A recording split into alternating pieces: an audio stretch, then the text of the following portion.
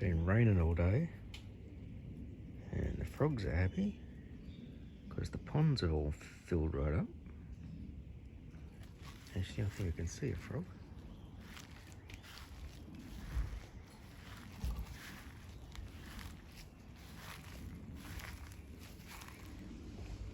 Right there. It's a little happy frog. I think he was making the noise when we came out here. So now, the motors are still working on the buck and the doe, but their light's not working. The only one that has lights working is the fawn.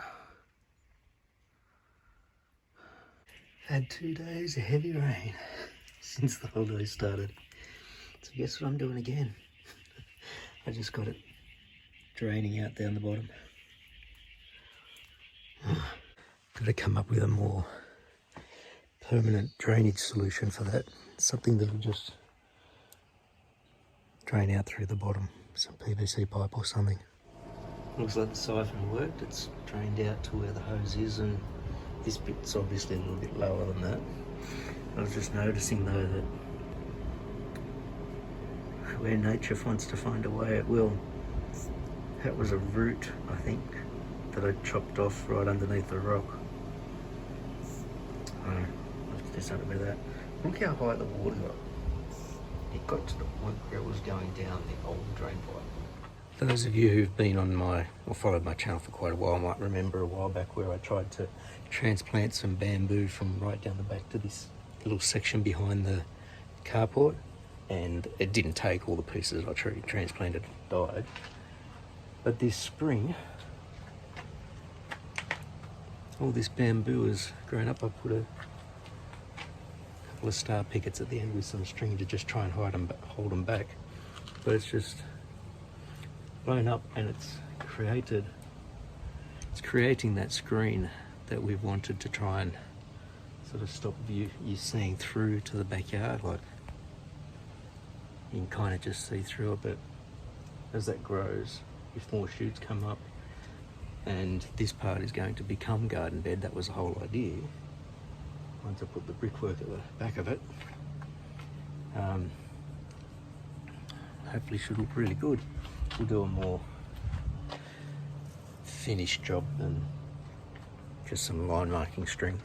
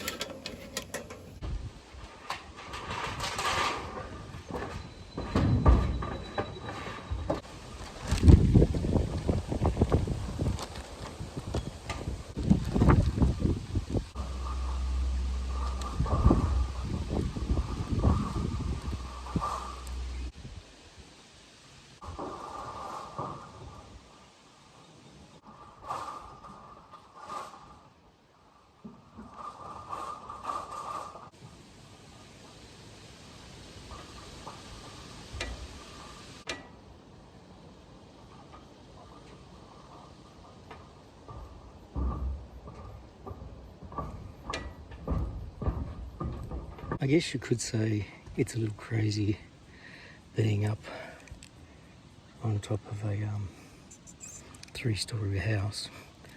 Our house is 2-story at the front, 3-story at the back. So at the back where I was just working, don't look at the mess. It can be a little bit intimidating up here, especially when a breeze blows up like it's starting to. But I mean, look at that view. Almost makes you want to have another floor or something like that up here. Beautiful view out the back. Time to get down. I have had the ladder blow down on me before, that's why I now clamp it to the gutter.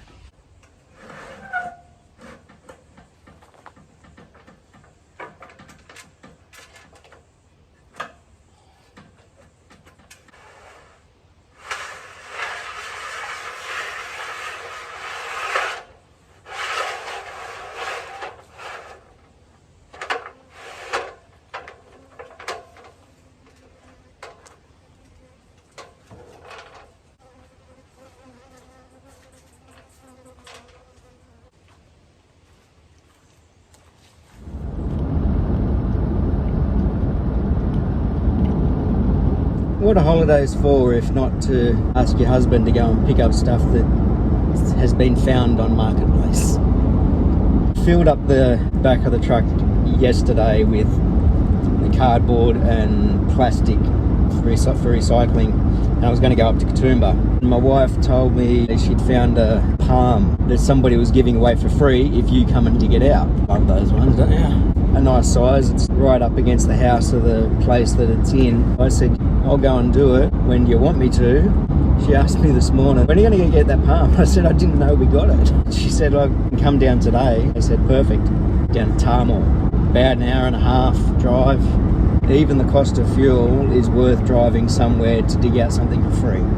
I think when I worked out my last fill up, I was spending between 12 and 16 cents a kilometre. The best that this has gotten is 9 cents a kilometre, but I think the worst was only like 20 or 21 cents a kilometre. Times when I've had the heavy trailers on, which has run the usage up. Instead of going up to Katoomba, I can stop at Blaxland because that's towards the bottom of the mountain. I got my shovels, I got my trolley. My wife has been saying for a while I need to buy ramps for the back of the truck.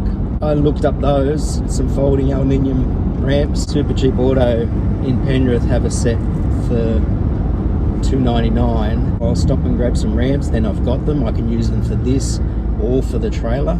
Sometimes money needs to be spent, I guess. Also finally bit the bullet and ordered one of the locking roller tonneaus for the back of the truck. I kind of like a big roller door. I wouldn't feel so freaked out about having stuff sitting in the back. Like I was just going to get one of the rubberized type ones and put that on. That just keeps prying eyes away from what's in the back. It doesn't actually protect it. I'd also considered getting a full canopy for the back. Far too often getting things like today that extend past the top of the truck. That's how big I think the palm is. I really don't think I want to have the full cover. A locking roller one will allow me to leave the bars on still. In future, put on a larger rack for carrying long items, which I've been wanting. I'd love to have something right out the back. Having the roof bars is good now. If I've got something long, I still need to support it at the very back.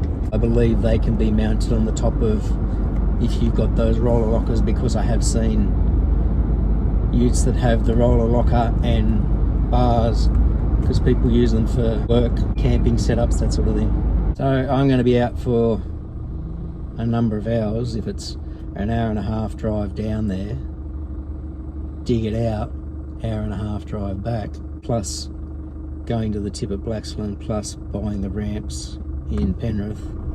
Make a day of it. It's a Saturday. First job done. Cardboard and plastics put in at the recycling.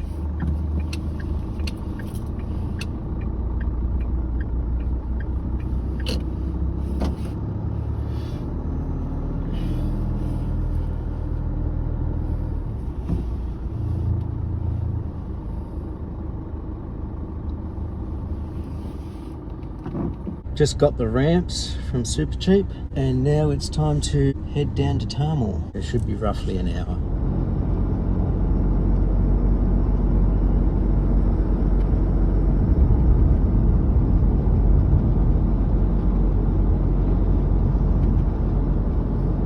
So that was Mulgoa. The last time I remember being there was when it was just a small village. I actually taught at Mulgoa Primary School when I first started teaching, over 2 decades ago. There's a lot of little cafes and everything that have built up around there, like these little houses have just turned into roadside cafes. This is kind of a touristy area. If you keep going out this way, turn off to Warragamba, which is Sydney's water supply, Warragamba Dam. It's rural, it's country-ish, but it's not too far from Sydney. In 500 metres, at the roundabout, take the second exit onto Silverdale Road.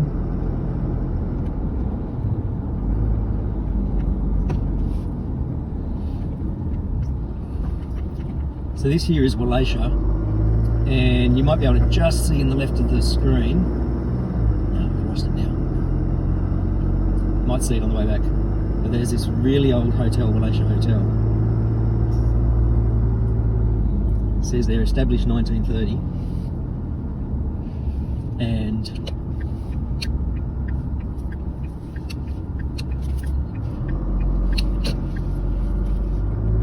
there's actually an old photo of my grandparents and their friends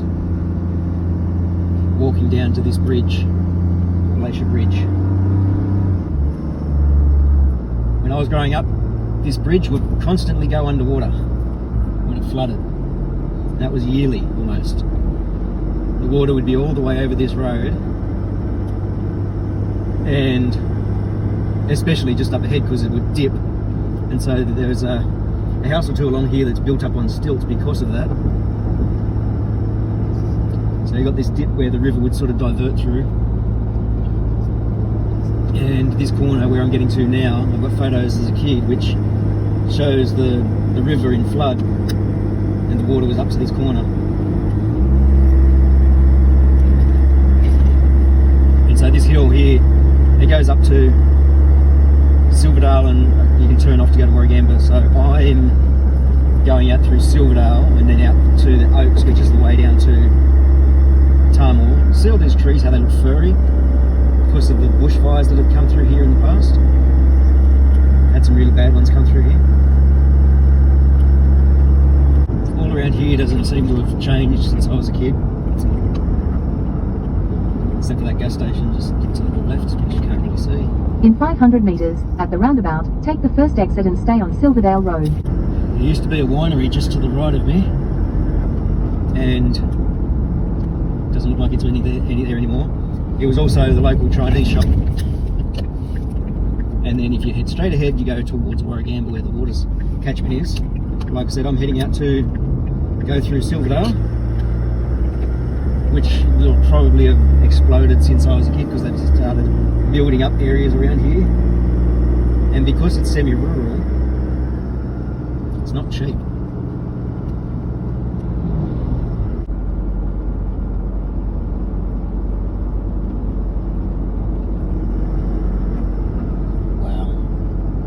I just drove past a place that was a little house that I lived in at one point with my mum, and it had this giant greenhouse structure for propagating plants and stuff. It had all the fan work and everything like that. It was a great place to climb around as a kid. I just noticed that half the roof had caved in on it, and the little house that we lived in completely overgrown. It looked like there was plants growing up over the house. The property was just completely overgrown and desolate. So that's a big change. Most of the houses around here were on acres. Like an acre was the minimum. The place that we were on there was 7. And I remember I had to go all the way up to where I am now. The school bus would come along this road, and I've just passed the turn off where we'd have to catch the bus. So I would ride my bike, because it was like 1.5 kilometres. Ride my bike up, leave it at my mate's place that was close to the bus stop, and then we jump on the bus and travel out this way through to Camden, the old Camden High School, the one that got condemned and closed down because it was built on top of an old gas storage. I had quite a few mates who lived out along this road. So if you turn right up at this intersection, that heads back towards Warragamba as well.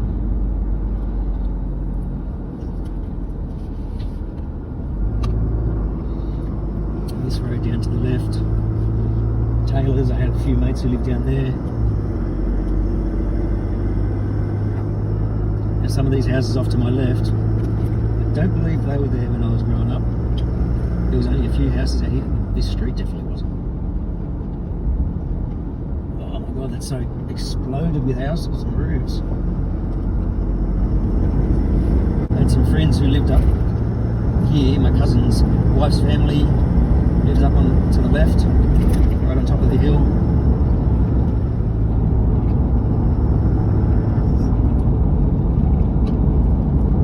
And when I was growing up, like it's 80 k's along here now, but when I was growing up, when you hit this point, there was an unmarked police car going the other way. The speed limit became unlimited. You had, the speed limit sign was a black circle with a line through it. And it basically meant no real speed limit out here, and then it's there, but in the rule book it would say 100 kilometres an hour rules apply. So no posted speed limit, but try not to go over 100. And it's an old rural road. It hasn't changed much from what I can remember. This is the way that the school bus would go. So I would travel out on here every day for about 4 years.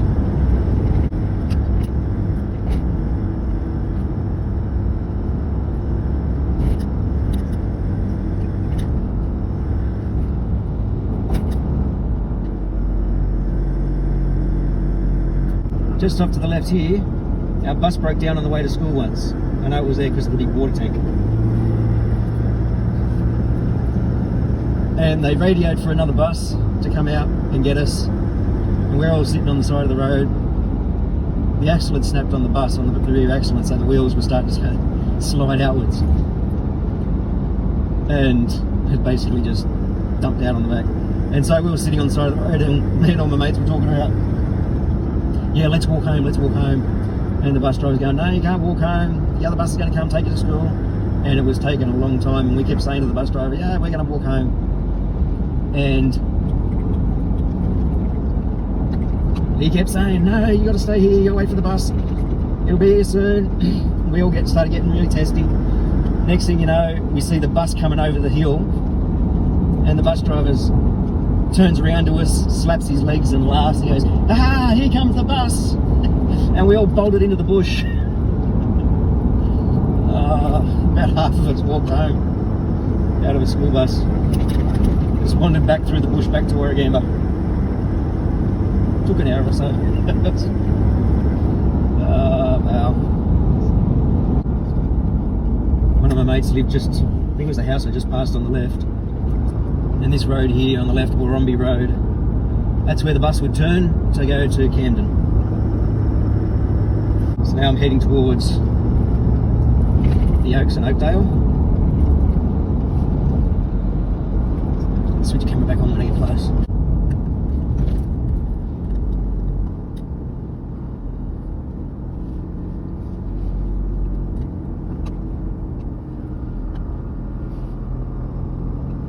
So this town here is the Oaks.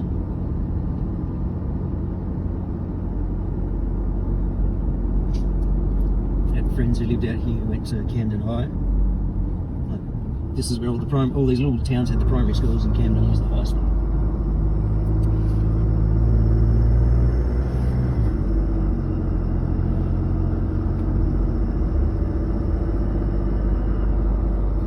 And the Oaks Public School just next to me on the left. I was in the school choir as a kid in primary school, and we came out here to have a part of a singing thing.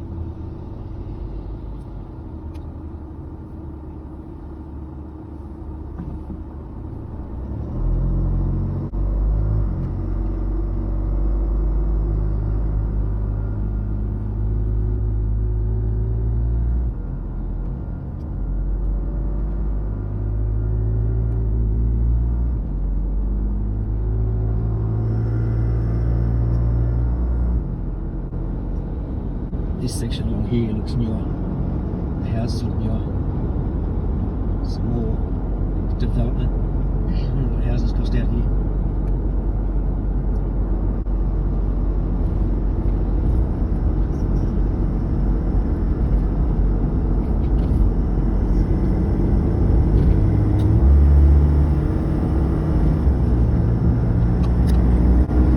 Speed limit along here now. Old country road. Road surface is pretty crap, and for the most part it's just long straight stretches. I'm about a quarter of an hour away from Tarmore apparently.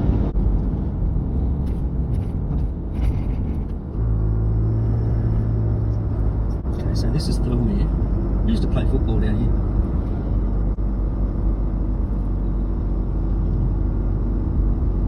In 400 meters, at the roundabout, continue straight onto Oak Street.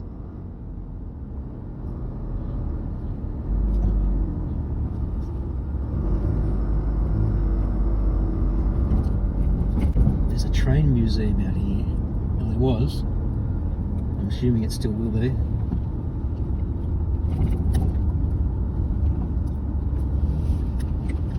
In 100 meters, at the roundabout, take the third exit onto Thelmere Way.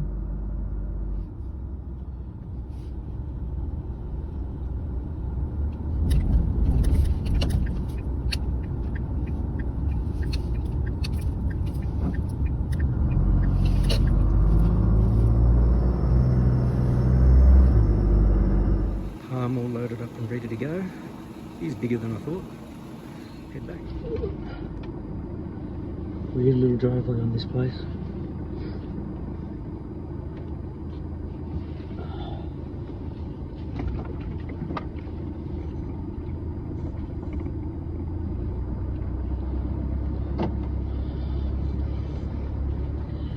Right. I've got 2 straps on it. I might just do a third one. So you can see the palm in the back. 3 straps on it now. And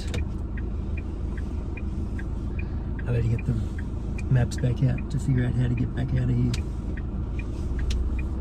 I don't think I can remember. And I think I might do a time-lapse trip of the way back using an actual time-lapse camera. See how we go.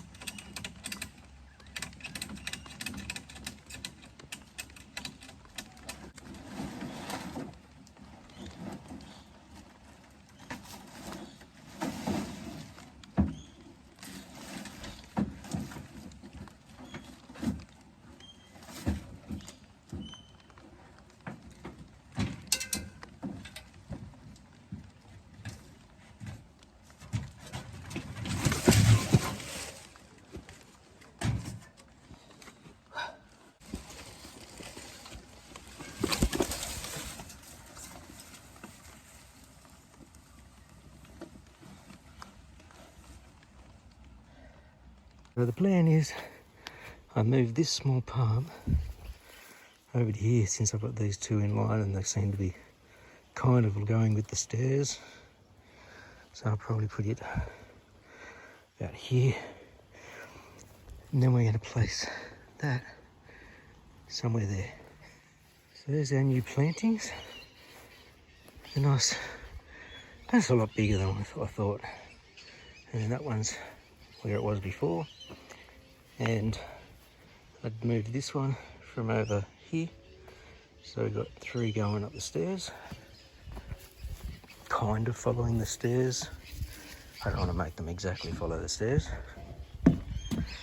Still got to finish those stairs. And